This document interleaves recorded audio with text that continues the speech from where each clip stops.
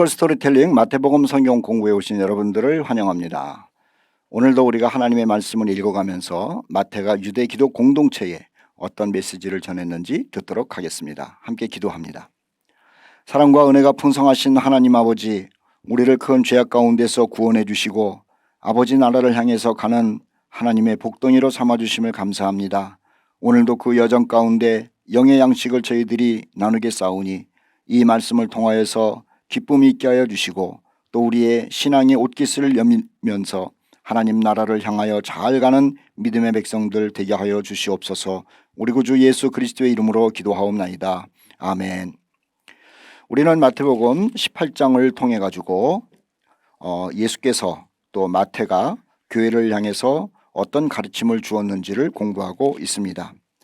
자, 마태복음 18장 오늘은 23절 말씀부터 35절까지의 말씀을 통해서 교회를 향한 가르침을 공부하죠. 이 교회를 향한 가르침 7번째죠. 자, 분노라고 하는 것에 대한 것을 공부하려고 합니다. 자, 23절 말씀부터 35절까지의 말씀은 만달란트 빚진 사람이 용서를 받았는데 자기에게 100달란트 100데나리온 빚진 사람을 용서하지 못함으로 인하여 용서받았던 만달란트를 내야 되는 입장이 된 것, 그리고 그것을 갚기 전까지는 감옥에 들어가 있어야 되는 입장에 대한 기록입니다. 자, 그것이 어떻게 분노와 연결이 되는지, 그리고 교회에서는 이 분노를 어떻게 다루면서 성도 간의 신앙생활을 해야 되는지를 공부하도록 하겠습니다. 자, 먼저 23절 말씀을 보면 천국이라는 말이 나오죠. 우리 주님께서는 천국에서 오셔가지고 천국에서의 삶을 많이 알려주십니다. 그리고 사람들을 천국으로 데려가기 위해서 애쓰시기도 하고 또 천국으로 데려가시기 위해서도 오셨죠. 천국에 관해서 얘기할 때마다 사람들의 마음속에서는 그 천국에 대한 많은 생각들을 하게 될 겁니다. 계속 읽겠습니다. 천국은 그 종들과 결산하려 하던 어떤 임금과 같다. 자, 그 이야기가 이제 진행이 됩니다. 천국은 천국이지만 천국은 이 땅에서 교회를 얘기를 하기도 하죠. 교회는 어떤 모습이 있어야 되는지를 말하는 겁니다. 24절 결산할 때에 10,000달란트 동그라미 놓으시고요. 10,000달란트입니다. 10,000달란트. 보통 성경에서 달란트라는 이야기를 할 때에는 금을 얘기를 합니다. 금을 얘기를 해요. 자, 그렇다면은 1달란트는 얼마인가? 1달란트. 이 1달란트는 약 40kg 정도 된다고 그래요. 때에 따라서는 40kg이 덜 될 때도 있고 더 될 때도 있는데 우리가 일반적으로 쉽게 이해하기 위하여 약 40kg 정도라고 생각해 보십시다. 40의 만입니다. 하나, 둘, 셋, 넷. 그러면은 40만 킬로그램이에요. 금 40만 킬로그램. 골드바라고 그러죠. 이만하게 금덩어리를 만들어 놓고 이것을 부자들은 은행에다가 숨겨놓기도 하죠. 이 골드바. 그런데 이 금이 40만 킬로그램인데 이만큼을 빚을 졌다는 겁니다. 빚지다. 한 종이 빚을 졌어요. 종이 빚을 졌어요. 종이. 자, 거기 보십시오. 보세요. 23절 말씀에 종들이 빚을 졌다는 겁니다. 24절 10,000달란트 빚진 자 하나를 데려오매 갚을 것이 없는지라. 이 불가능하죠. 우리가 여기서 생각해야 되는 것이 불가능이라는 겁니다. 불가능. 갚는 것이 불가능하다. 주인이 명하여 그 몸과 아내와 자식들과 모든 소유를 다 팔아 갚게 하라. 거기다 지렁이 표시로 몸과 아내와 자식들과 모든 소유를 다 팔아 갚게 하라. 거기까지 지렁이 표시로. 그래도 안 돼요. 40만 킬로그램 뭐 이 금덩어리를 갚는 것은 자기 몸을 팔아도 안 되고 아내를 팔아도 안 되고 자식들을 노예시켜도 안 되고 재산을 다 팔아도 이것은 불가능합니다. 불가능해요. 불가능해요. 어떤 것으로도 갚을 수 없죠. 좀 사이드로 나가는 얘기입니다만은 우리가 죄로부터 구원받아서 천국 가는 것 그리고 하나님의 백성이 되는 것은 불가능하다는 겁니다. 불가능하다는 거예요. 천국 가는 것은 불가능해요. 천국 삶을 사는 것이 불가능해요. 우리가 어떤 것으로 나의 몸을 불사르게 내어준다 할지라도 또 사랑하는 가족을 전부 내어준다 할지라도 내가 가지고 있는 모든 것을 내어준다 할지라도 불가능하다는 겁니다. 이게 구원이에요. 이게 천국 삶이에요. 삶이죠. 천국 삶이라고 하는 겁니다. 자, 천국을 작은 교회, 교회를 작은 천국이라고 생각한다면 어쨌든 천국은 천국이에요. 작은 천국이란 말이에요. 그럼 교회에서 한 구성원이 되고 형제가 되고 이 은혜를 누리는 것은 불가능해요. 교회 구성원 생명체가 된다라고 하는 것이 불가능해요. 내 몸을 다 내어줘도 안 된다니까요. 재산을 다 내어줘도 안 된다니까요. 다시 말하면은 하나님의 나라의 백성, 교회의 한 구성이 되기 위해서 내가 돈을 많이 가지고 헌금을 해서 되는 것이 아니고 선행을 많이 해서 되는 것이 아니고 내 가족들이 와가지고 아침부터 저녁까지 하루 종일 봉사하고 헌신하고 한다 그래가지고 생명체의 가족 구성원이 되는 것이 아니라고 하는 거예요. 자, 계속해서 읽어보도록 하겠습니다. 26절 말씀 그 종이 엎드려 절하며 이르되 내게 참으소서 다 갚으리이다 하거늘. 자, 거기다가 또 줄거 놓으시면 좋겠네요. 참으소서 다 갚으리이다.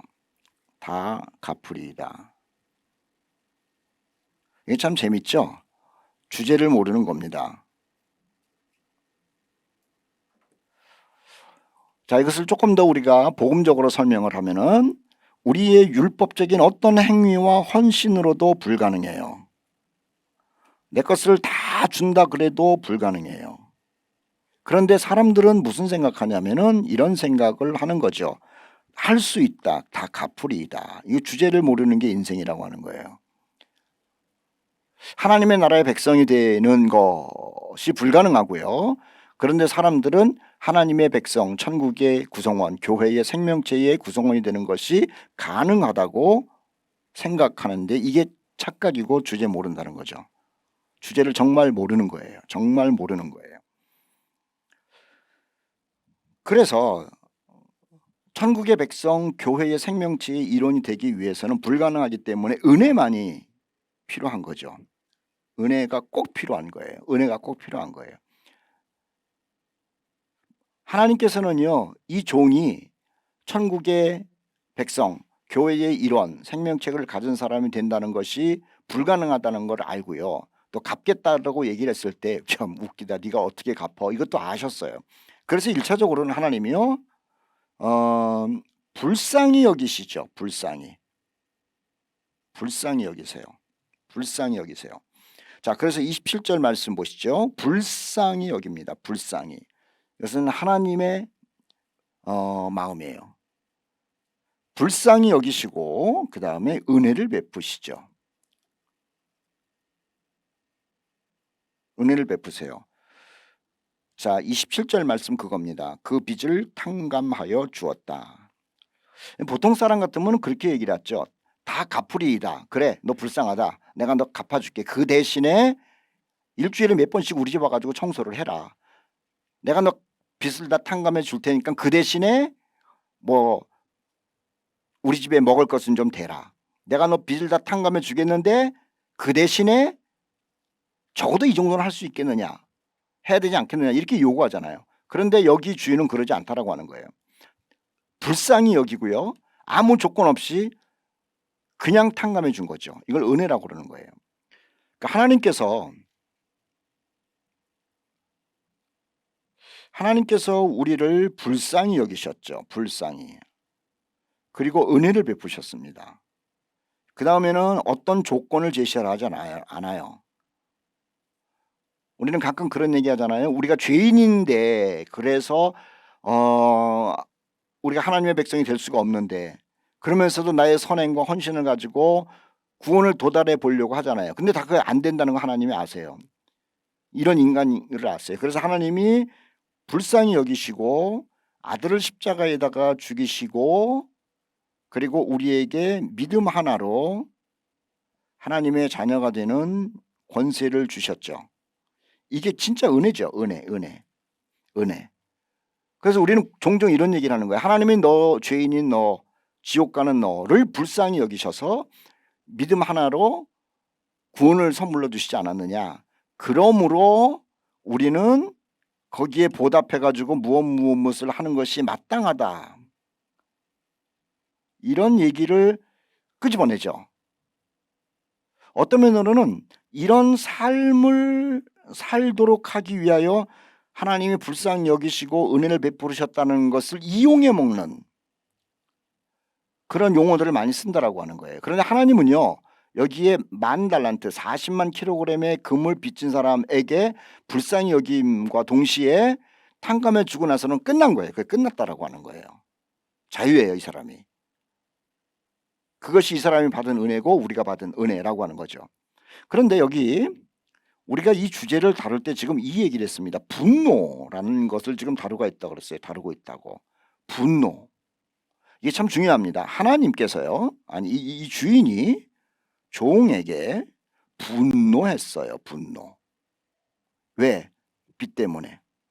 그런데 하나님은 이 분노를 잠재우셨어요. 그러니까 하나님은 분노를 다스린 거죠.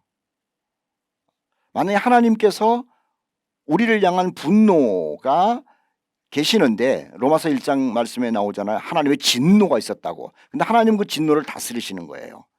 교회에 있는 사람들이 하나님의 진노 아래 있었던 사람인데 하나님이 진노를 다스리시면서 우리를 믿음을 통해 가지고 구원해 내신 거죠.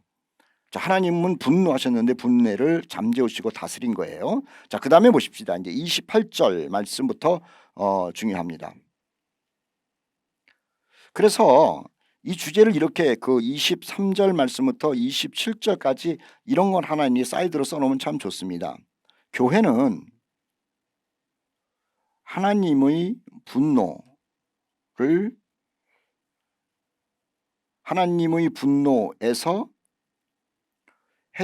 은총을 입은 사람들의 모임, 이렇게.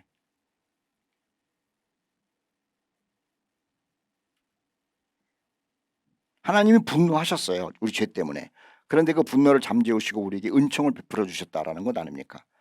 자, 그 다음 구절을 우리가 이제 공부를 또 해보죠. 이제 두 번째 단락이에요. 두 번째 단락.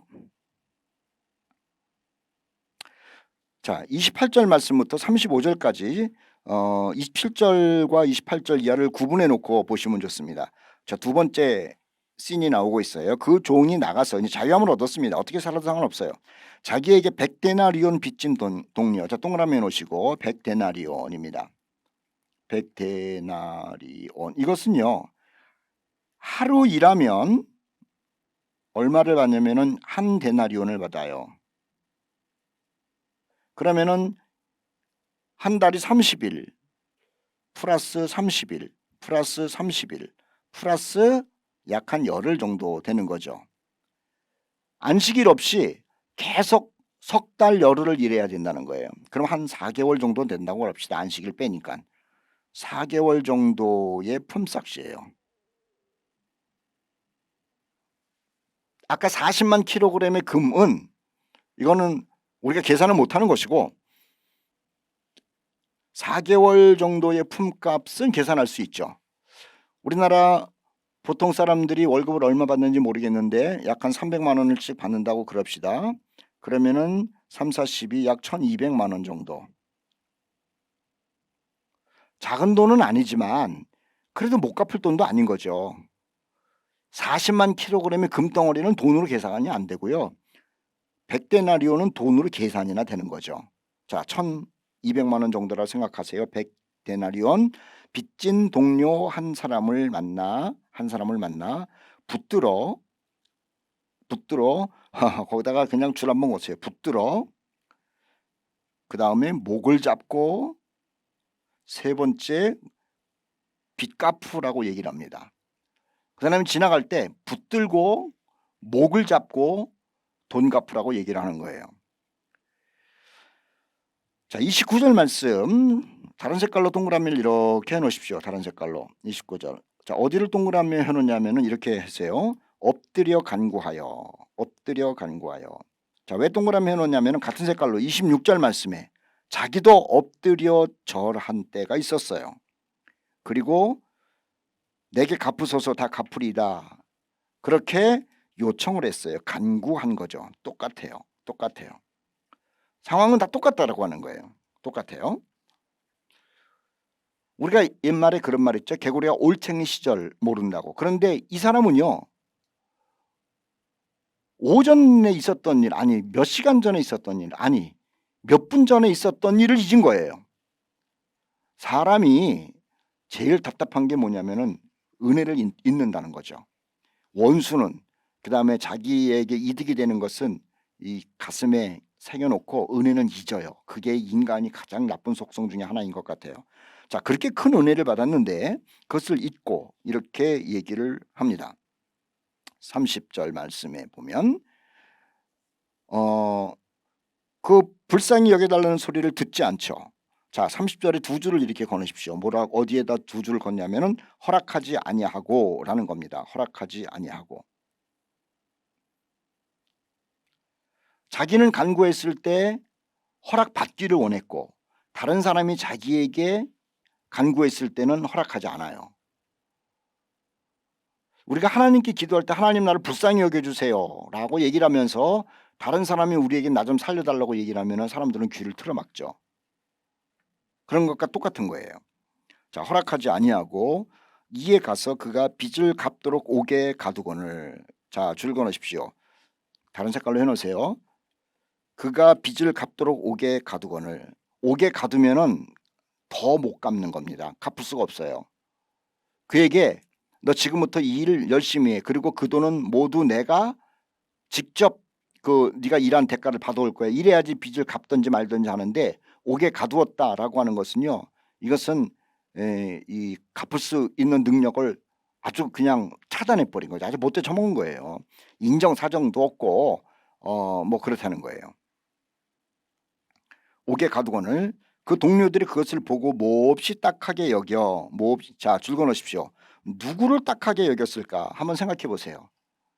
감옥에 들어간 100데나리온이 없어가지고 감옥에 들어가가지고 가슴을 치는 가난한 사람을 딱하게 여겼을까?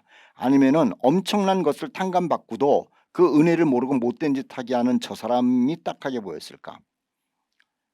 양쪽이 다 딱하게 보일 텐데 여러분은 누가 더 딱하게 보였을까? 한번 생각해 보시죠. 제가 볼 때에는요. 10,000달란트를 탕감받고도 다른 사람을 용서하지 못하는 이 못된 사람이 불쌍히 보이고 딱하게 보였을 것 같아요. 어째 저 인품은 저런가, 저 인간은 저런가, 저 인생은 저런가 라고 말이죠. 가난은 죄가 아닙니다. 그래서 성경에서도 보면 가난한 사람이 있다고 얘기를 했고요. 그리고 그 가난한 사람을 도우라고 얘기를 했어요. 그런데 우리는 가난한 사람이 마치 죄인인 것처럼 취급을 하고 가난한 사람은 또 죄인이라고 생각하는 경우가 많은데 전혀 그렇지 않습니다. 부자도 있을 수 있고 가난한 사람도 있을 수 있어요. 문제는요. 가난한 사람을 보는 마음이 어떠냐라고 하는 거예요. 가난한 사람을 보는 그 사람의 행동이 어떠냐는 거죠.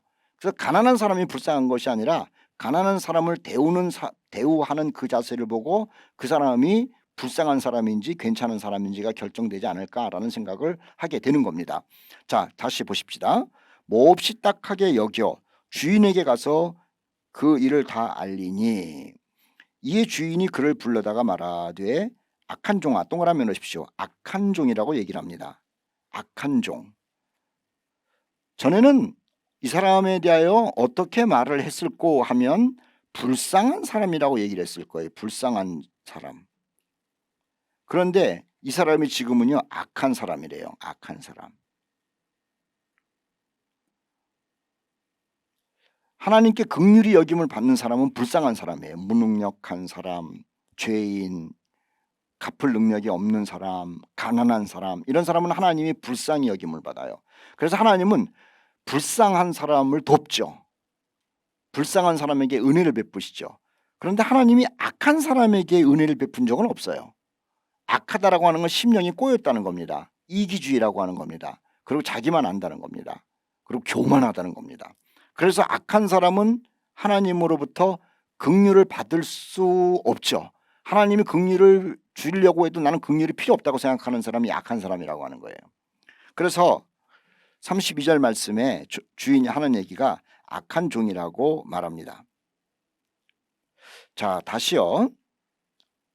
아까 우리가 공부할 때에 하나님의 분노를 얘기를 했어요. 하나님의 분노.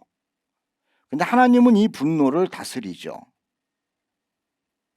그런데 100데나리온 사건에서 돈을 구워준 사람, 구워준 사람 있잖아요. 그냥 이 사람 뭐 돈 내라고 그 사람도 지금 분노한 거예요. 분노.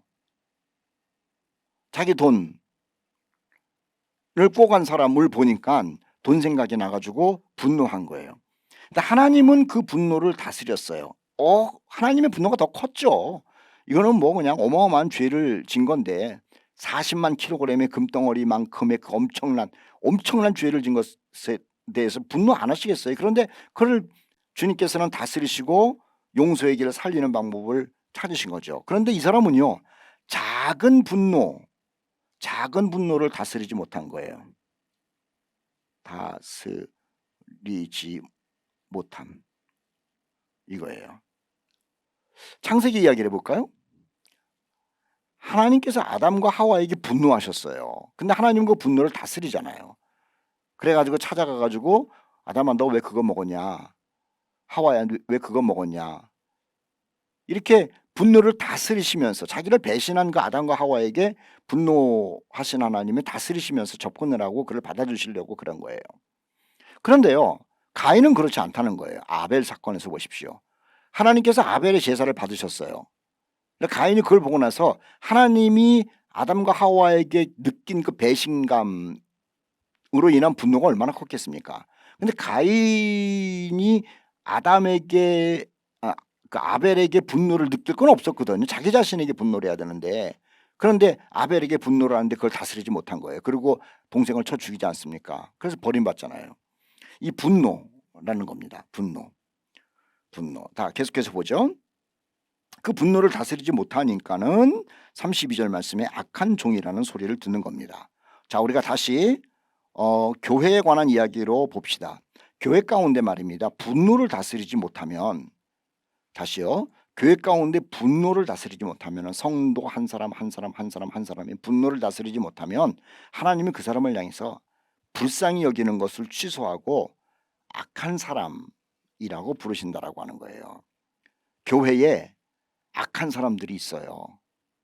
분노를 다스리지 못하는 사람이에요. 그래서 종종 우리 교인들에게 제가 얘기를 하잖아요. 사람은 살아가다가 화날 수도 있는 거죠. 그리고 화를 한번 그 내고 싶은 충동이 굉장히 강해요. 그러면 시원해질 것 같잖아요. 그런데 화 내고 싶을 때 낸 사람이 시원합니까? 그때는 시원한 것 같은데 그 후유증은 굉장히 길어요. 그래서 우리 교인들 정말 화내지 마세요. 소리 지르지 마세요. 그리고 내 기분대로 얘기하지 마세요. 꼭 참으면 되는 거예요. 그 순간만 이겨내면 되는데 그걸 이기지 못해가지고 소리를 뻑 지르고 또 성도들한테 소리 지르고 또 집에서 아이들한테 소리 지르고 아내한테 소리 지르고 뭐 그러면은요, 이거 죄송합니다만은 표현이 성경에서는 악한 사람이라고 그런다니까요. 분노를 다스리지 못하면 분노는 다스려야 되는 겁니다. 자, 계속해서 보시죠. 32절 악한 종아 내가 빌기에 내가 내 빚을 전부 탕감하여 주었거늘. 그래요. 나를 불쌍히 여겨달라고 그럴 때는 하나님께서 불쌍히 여겨줘요. 33절 내가 너를 불쌍히 여김과 같이 너도 내 동료를 불쌍히 여김이 마땅하지 아니하냐. 내가 너를 향한 분노를 잠재웠다. 그러면 너도 네 형제를 향하여 분노하는 게 없을 수는 없으나, 그러나 내 분노가 크냐 네 분노가 크냐. 이 큰 분노를 내가 잠재우고 너를 불쌍히 여겼다면 너는 작은 분노를 잠재우면서 너를 화나게 한 그 사람을 용서해 주는 것이 그게 당연하다라는 말을 지금 하고 있는 거죠. 자, 계속해서 보겠습니다. 34절 주인이 노하여, 자 동그라미 넣으십시오. 주인이 노하여. 주인이 노하는 이유가 뭘까? 주인이 노하는 이유가 뭘까요? 자기가 용서받은 것에 대한 은혜를 금방 잊어버리는 거예요. 자기는 혜택받고 싶고 남에게 혜택을 주지 않는 그것 때문에 욕심꾸러기죠. 아주 이기주의적인 존재입니다. 하나님은 거기에 노하시는 거죠.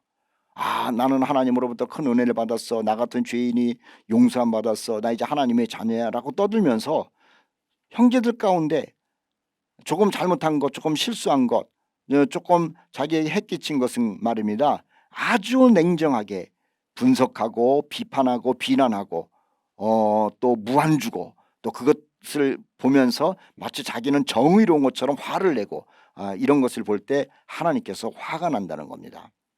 자, 계속해서 봐요. 34절 끝에 그 빚을 다 갚도록 그를 옥졸들에게 넘기니라. 자기가 한 대로 지금 대받아 고생을 하게 된 겁니다. 35절 너희가 각각 마음으로부터 형제를 용서하지 아니하면 나의 하늘 아버지께서도 너희에게 이와 같이 하시리라.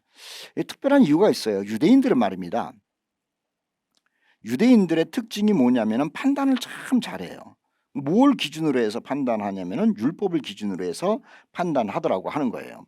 그러니까는 유대 기독교인들이 율법을 너무 잘 알고 있는데 이 율법을 가지고 자기를 바라보고 내가 죄인이야 뭐 이러기보다는요, 자기는 율법을 보면서 나는 죄인 큰일 났어 어쩌저쩌고 얘기를 하면서 하나님의 아들 십자가로 말미암아 이 죄가 용서받은 것 너무너무 감사해 이러고 지내면서요, 그 은혜를 받았잖아요. 율법을 통해서 자기가 죄인인 것을 알고 용서받을 수 없는 죄인이라는 것을 알고, 그런데 하나님이 다 탕감해 준 것 십자가에서 알잖아요. 그런데 그걸 아는 유대 기독교인들이 자기네들끼리 모였을 때 혹은 이방 교인이 들어왔을 때 자기는 율법으로부터 해방을 받았는데 그 율법을 가지고 자기가 해방받은 율법을 가지고 다른 사람들을 판단하고 비난하고 평가하고 무안주고 또 마치 자기는 정의로운 사도인 것처럼 다른 사람을 향하여 막 화를 내고 분노하고 그러는 것이 있었다라고 하는 거죠. 그래서 마태는 예수님의 이야기를 가지고 분노하지 마라. 하나님이 분노했으면 너희들은 이미 끝난 거야. 그런데 하나님은 그 분노를 다스리시고 너를 용서했잖아. 그러면은 네 주변에 일어나는 일들을 보면서 분노 안 할 수는 없겠지만 그러나 그 분노를 다스리라고 얘기를 하는 거죠. 예수님께서 제자들에게 기도를 가르칠 때도 그랬어요. 우리가 우리의 죄를 용서하여 준 것 같이 우리의 죄를 용서하여 주시옵소서. 이거 분노를 다스리라는 겁니다. 다스리라는 거예요. 큰 은혜를 받은 사람이라는 것을 항상 생각하면 우리는 분노를 다스릴 수가 있겠죠. 다시요. 큰 은혜, 큰 은혜, 큰 사랑을 받은 것이라는 것을 우리가 늘 생각하면 웬만한 것은요 분노 안 합니다. 화 안 냅니다. 그리고 용서하게 되고 웃고 지나가게 된다라고 하는 거예요. 자, 18장 전체는 교회에 관한 가르침이라는 말씀을 드렸습니다. 그럼 이제 19장으로 넘어가도록 하죠. 18장이 교회 안에서의 이야기입니다. 그러면 19장은 무슨 얘기냐 하면 이제부터는 심판에 관한 이야기예요. 자, 이 19장부터 25장까지 가는 겁니다. 심판에 관한 이야기인데 19장은 시작이고요. 그리고 점점 이 심판이 종말론 쪽으로 가요. 자, 개인의 심판, 그 다음에 뭐라 그러지? 이 공동체의 심판, 어떤 뭐 이런 심판에 관해서 이제 시작을 하다가 25장 이 종말론적 심판까지 가는 거예요. 자, 굉장히 길죠? 19, 20, 21, 22, 23, 24, 25 무려 7장을 종말에 관해서 얘기를 해요. 심판에 관해서. 자, 그 얘기를 진짜 전부 다 하기는 지금 길고 시간이 안 되고 19장의 이야기를 먼저 분석을 해 드리도록 하겠어요. 굉장히 재밌습니다. 자, 지금부터는 종말에 관한 이야기인데 19장 먼저 여러분 네모를 치시고 제목을 써놓으면 좋습니다. 자, 19장 1절 말씀부터 몇 절까지 할까요? 12절까지. 19장 1절부터 12절까지. 결혼과 가정입니다.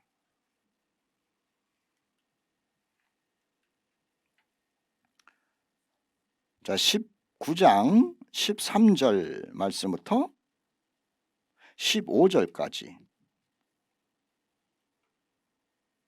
어린이를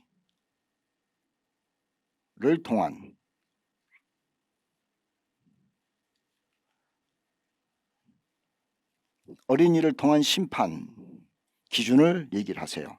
자, 19장 16절 말씀부터 22절까지 종교 이야기를 통한 심판을 얘기를 하세요. 19장 23절 말씀부터 30절까지 부요함과 심판을 얘기를 하세요.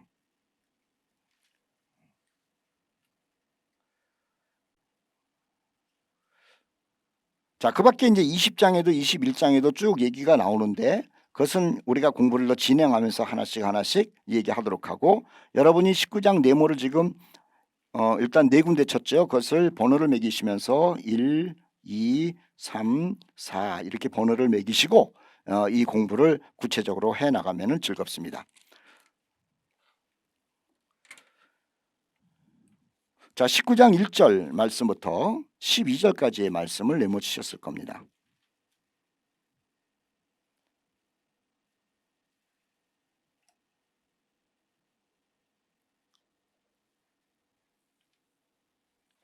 자, 이 이야기는 결혼에 대해서 그리고 이혼에 대해서 말씀을 하고 있죠. 참 재밌습니다. 자, 19장 1절부터 12절까지의 말씀인데요. 오늘 다 못하는데 이것이 다음 주랑 연결이 되니까는 잠깐 듣고 다음 주에 한 번 더 공부하도록 하죠. 자, 1절 예수께서 이 말씀을 마치시고 동그라미 놓으세요. 이 말씀을 마치시고 색깔로 동그라미 놓으세요. 이 말씀을 마치시고, 이 말씀이라고 하는 것은 교회에 관한 말씀을 마치시고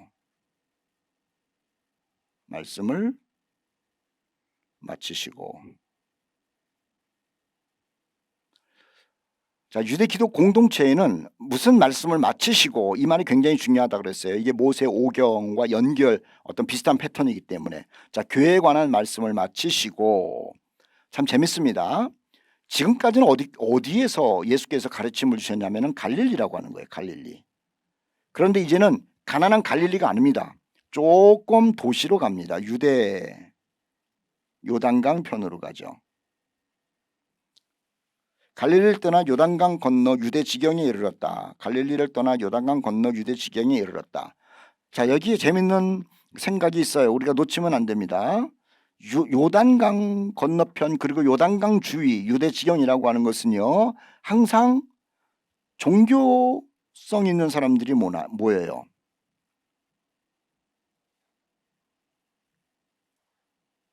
그래서 거기서 세례를 베푸는 일도 벌어지고, 또 우리가 잘 알고 있는 세례 요한이 거기에서 활동을 하죠.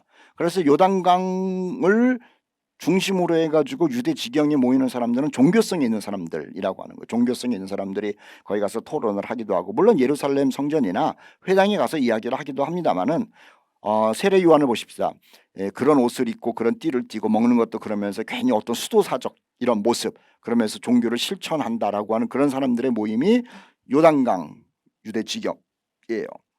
자, 어떤 사람들이 모인다고 말씀드렸죠? 종교성 있는 사람들이 모여요. 종교성 있는 사람들. 그러니까 종교성 있는 사람들, 특히 요단강가에서 그 종교를 실천한다는 사람들은 뭐냐면 항상 윤리적인 윤리 문제에 대해서 굉장히 민감하죠. 굉장히 민감해요. 마음이 어떻다는 동, 종교가 어떻다는 동. 자, 그걸 한번 보도록 합시다. 자, 지금 19장 1절 말씀부터 12절까지는요, 윤리 문제, 이혼 문제를 다뤄요.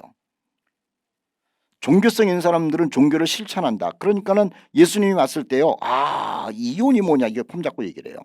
그 다음에 순수성이 뭐냐? 자기네들 순수하다 그러잖아요. 우리는 예루살렘 도시에 있지를 않는다. 우리는 성전에 있지 않는다. 우리는 여기서 세례 요한처럼 옷도 이런 거 먹고 음식 먹는 것도 가린다 라고 하면서 순수성 얘기를 하는 거예요. 그 순수성에 대해서 예수께서 직격탄을 날리죠. 어린아이. 이 배경이 굉장히 중요합니다. 유대 요단강 유대 지경으로 가서 요단강 있는 유대 지경. 그 다음에 윤리 얘기한다고 그랬잖아. 이 종교성의 행동을 얘기하는 사람. 그 다음에 뭐냐면은 영생이 뭡니까? 라고 질문을 해요. 영생을 어떻게 얻습니까? 자, 배경이 중요해요. 종교를 행동화하는 사람들의 모임, 그 장소에서. 그리고 또 하나는 뭐냐면은 부에 대해서, 부유함. 자, 지금 우리가 마태복음 19장 1절 2절 요 부분을 읽으면서 얘기를 하는 거예요. 갈릴리를 떠났어요. 갈릴리는 먹고 사는 거에 바쁜 거예요. 아픈 사람들, 가난한 사람들. 근데 요단강 지경에 유대 지경, 요단강 건너서 유대 지경이라고 하는 것은 윤리를 굉장히 뿌듯해하는 사람들의 많이 와가지고 얘기하는 그런 곳을 얘기를 하죠. 자, 그곳에서 이제 예수님이 종교를 가지고 폼 잡고 있는, 종교에 대해서 자신감이 있는 사람들에게 어떤 얘기를 하냐면은 심판을 경고합니다. 너희들이 가지고 있는 그 잘난치 않은 윤리, 종교성, 그 다음에 종교를 행동화하는 것, 그것이 하나님 앞에서 받을 것이다라고 하는 것에 대한 것을 예수님의 이야기를 통해서 마태가 종교성이 많았던 유대인들에게 지금 가르치고 있는 것이죠. 아주 흥미있는 얘기가 될 겁니다. 자, 이것이 마태복음 19장의 서론이에요. 자, 오늘 여기까지 하고 다음 시간에는 마태복음 19장 1절부터 12절까지 이혼과 윤리에 대하여, 결혼에 대하여 마태는 어떻게 기독교 공동체를 향해서 가르치고 있는지 공부하도록 하겠습니다. 감사합니다. 다음 시간에 뵙겠습니다.